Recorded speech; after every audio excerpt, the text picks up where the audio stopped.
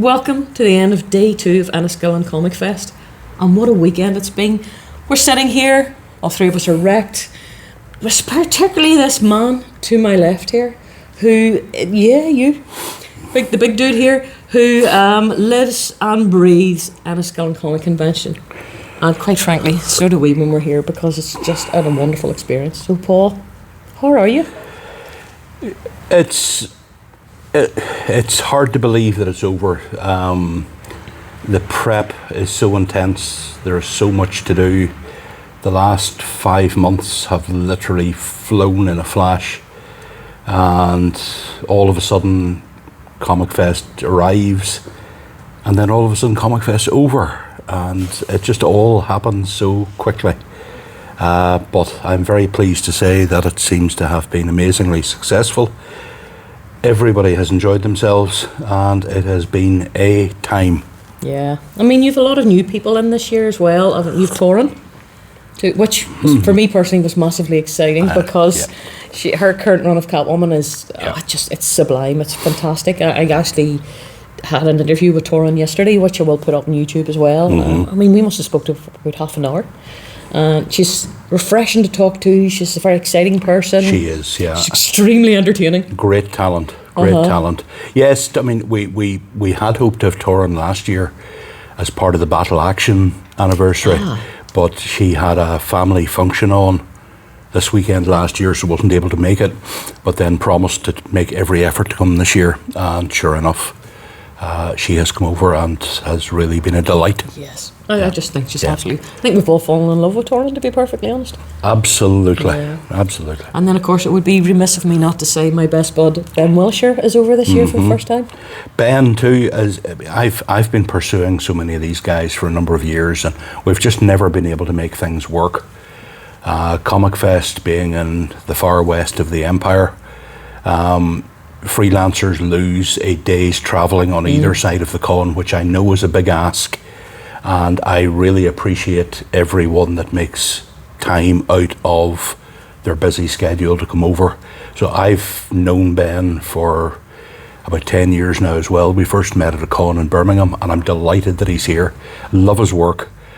Love Durham Red. Oh yes. And it's been great to get to spend a bit of time with him this weekend. He's very entertaining as well. Great on panels.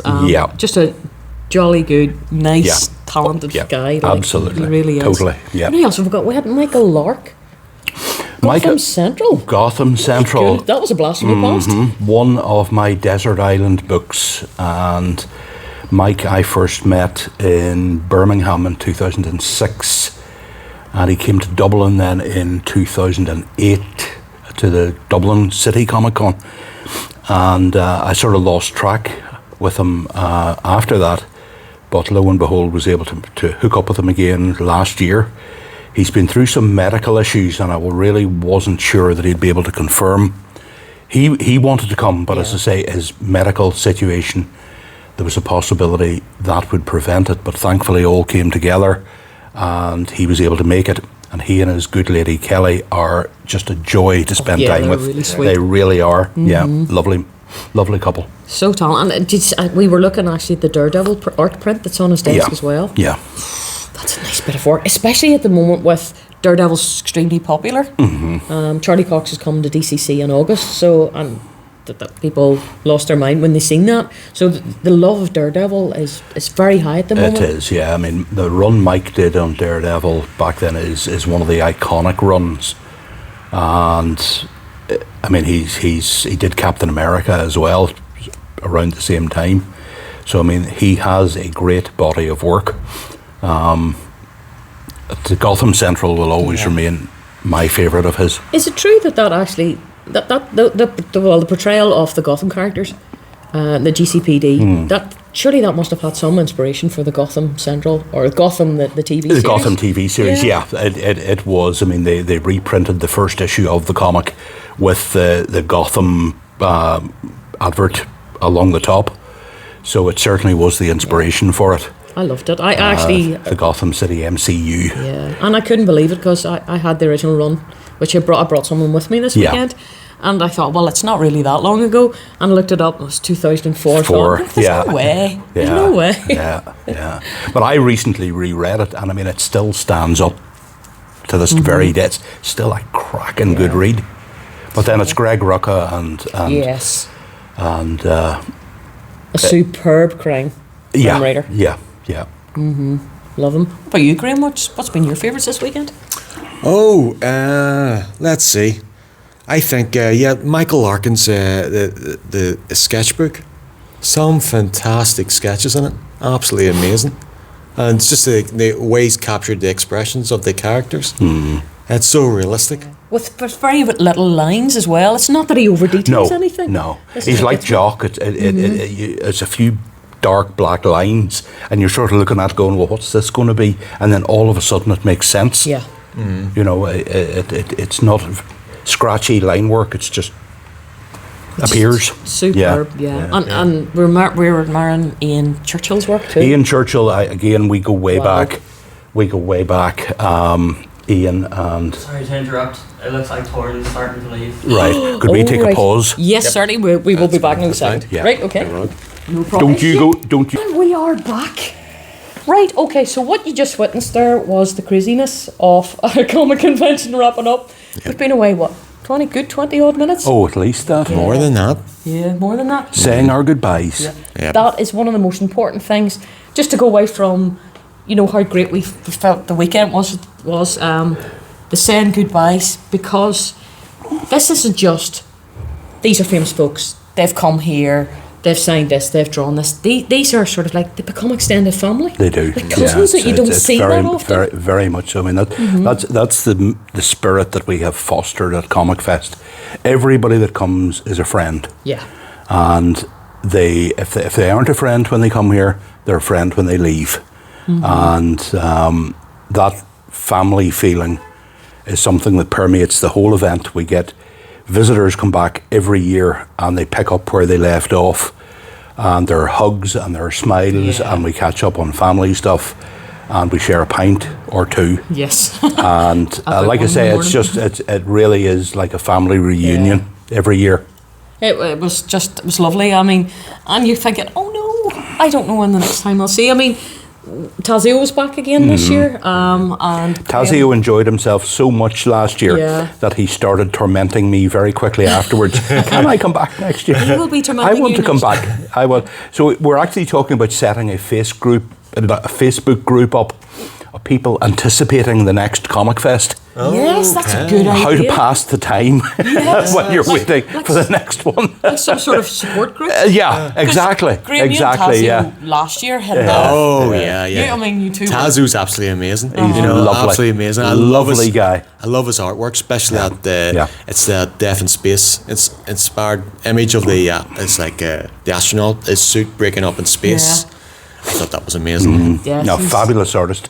He's really going to go places. He is. He I'm is, so proud because we like him so much. Whenever he said he'd done a Dark Judge Death strip, I was like finding out that one of your relatives or one of your extremely close friends, and you just go, I'm so proud. I know. It's a proud mummy moment. My boy is grown up. Oh my goodness, that's so well.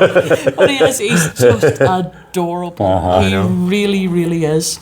I mean, there's the panels are another big thing as well within Enniskillen Comic Fest.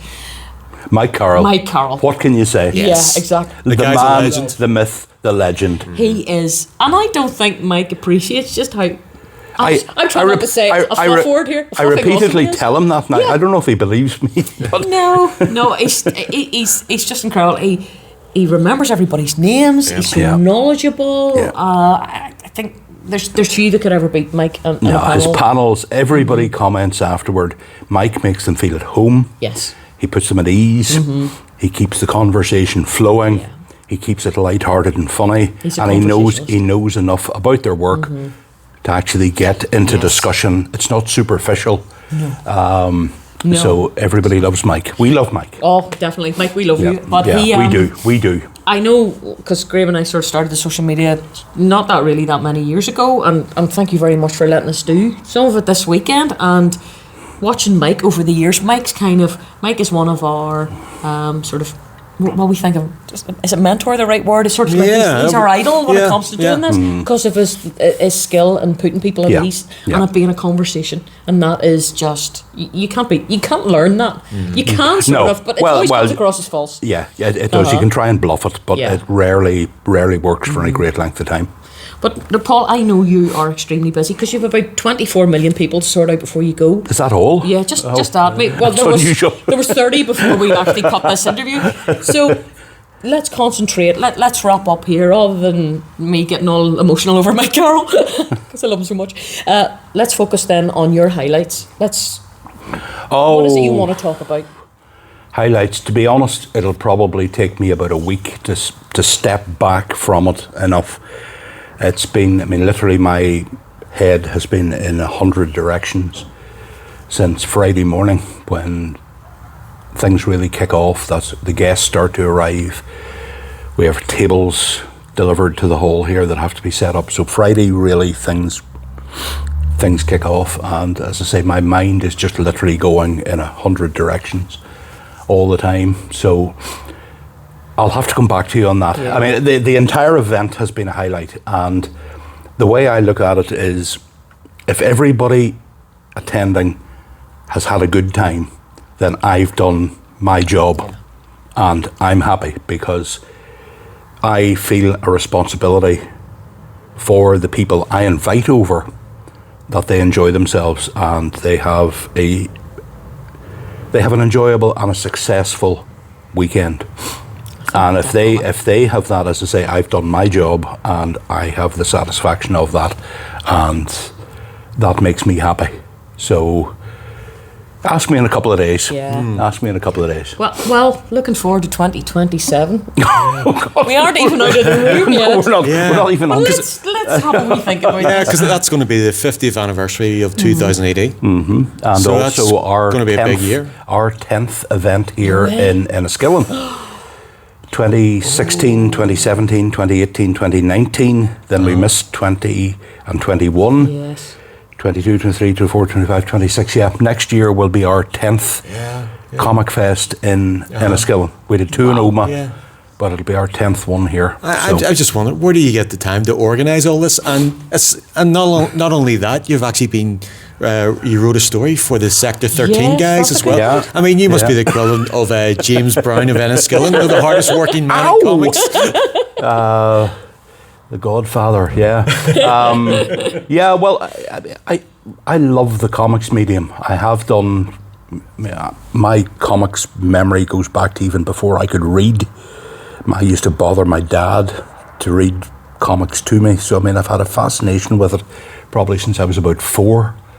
And I just can't get enough of comics. I love comics, and I want everybody to see comics in the best possible light.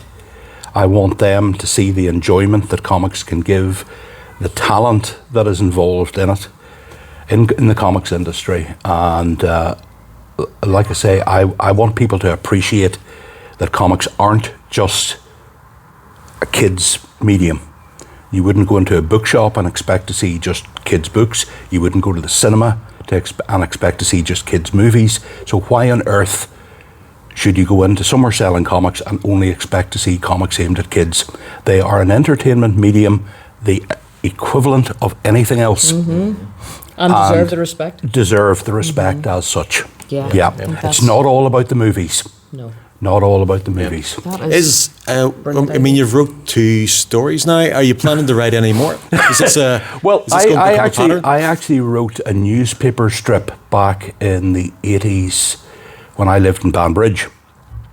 And I had a couple of friends who wanted to break into the comics industry. So I can barely draw breath, never mind draw a comic. So I sort of fell into trying to write scripts for them. And one of the guys I knew, we created a Private Eye strip. Mm-hmm. Mike Hammer was on TV at the time, and I'd sort of got to love the Humphrey Bogart movies.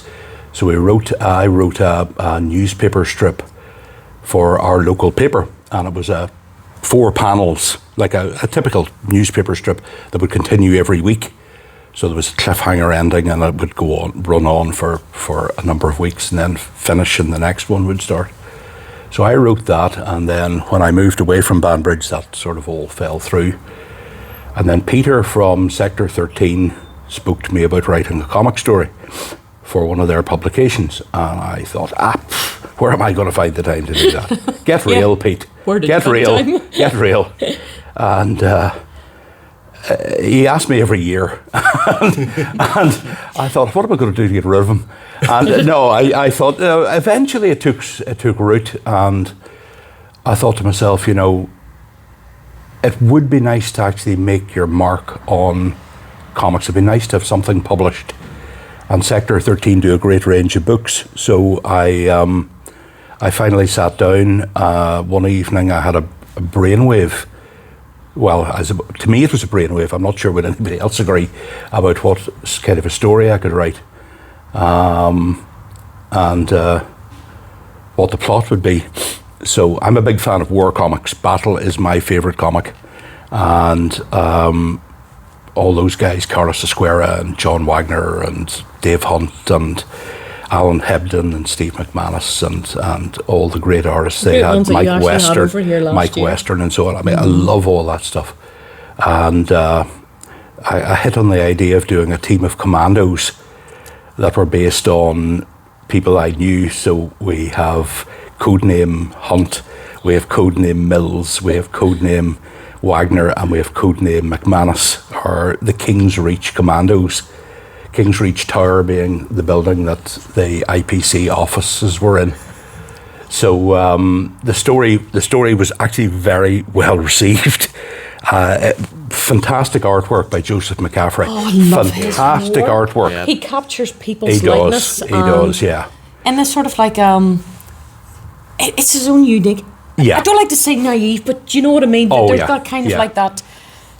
I can't explain it. It's not not innocent. No, There's just something no, about it's it. not. I know what you mean. Yeah, it's not like that grim and gritty No, sort of look, but no. it's not a kiddies thing. No, It's no. It's kind of It's very something in pure. between, It's a very yeah. pure look that he captures. It's an old. Yeah. It reminds me sort of some of the old comics. That's it in a nutshell.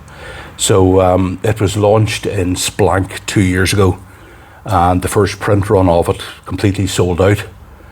I'm not saying that's all down to me, but the first print run of it was very popular, and Peter had to reprint it. So he then immediately started to ask me for a sequel. So the sequel it was launched this year at Comic Fest. Joseph is a huge talent, but his work, he's very methodical. You just can't rush what he does. So Joseph finished it off, and the comic then was released this year.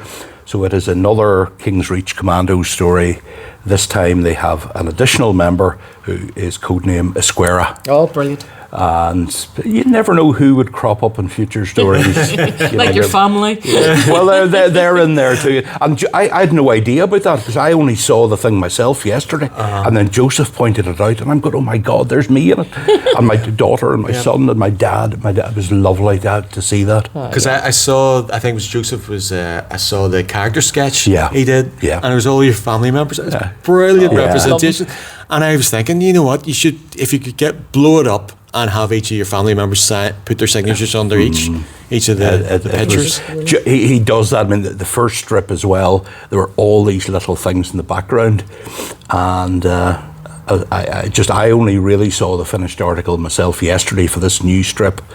And Joseph pointed this out, and it brought a lump to my throat what he had done. It was lovely, absolutely lovely. He's fantastic. Yeah, because I picked up a copy of the collection yesterday because it's got a beautiful painting by Will Simpson. Will Simpson, Yeah, Will's another fantastic. great talent. Great talent. Another local boy done good. Yep. Makes you Yep. proud. Exactly. Well, Used to live at Killaree, so did he? he's got an Oh, right. Enniskillen connection as well. he knows the ice cream. then. He does. He does indeed. Well, Paul, I think that's the perfect place to finish. You have, if you don't mind me cursing you have a shit ton of stuff still to do. I think I've several shit tons of stuff to do still. There's a flipping massive tractor I out wish there. it was only one. But thank you guys very much for your support you. this Well, weekend. pleasure, Paul. It has been a real Honoured treat to be having here, you. thank you. You've both helped immensely, and your enthusiasm for Comic Fest is infectious. I mean, I see the enthusiasm, and to be honest, that builds me up. Oh, great.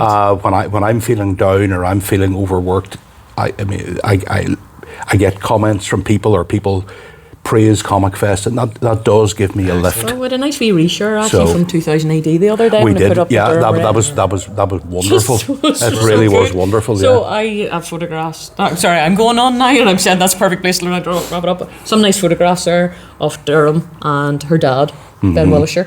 So I will put them up, and I'll tag 2000 AD again. So thank you 2000 AD actually for Thank you, for your 2000 AD. characters, because really in the end, one of the reasons why we're all here. Yeah. Right, we are going to finish now. Everybody has miles to go and lots to do. And Paul, thank you so much.